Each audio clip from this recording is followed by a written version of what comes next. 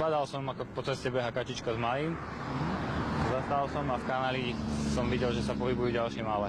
6 mláďat spadlo do hlbokého kanála krytého mrežou. Ich mama sa k ním nevedela dostať a pobehovala po rušnej ceste.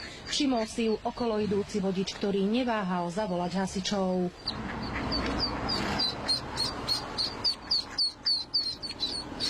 Za mamičkou. Moje, aké si rýchle. Zlaté to je. Upozorňovali odstavenými blikajúcimi autami okoloidúcich vodičov na to, že sa na ceste niečo deje, aby spomalili. Ďalšie mláďa uviazlo na druhej strane cesty.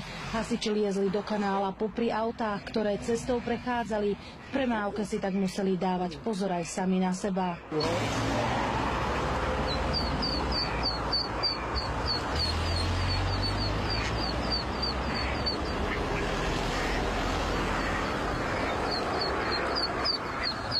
Behala určite aj s malým, zo 3-krát by ich tu už bolo zrazilo. Kačacia rodina prešla z Hrona cez 2 dvojprúdovky plné aut. Hasiči ich naložili do vaku a odviezli späť k vode. Všetky sa bezpečne vrátili tam, odkiaľ sa vybrali na výlet. Oni pôjdu za ňou.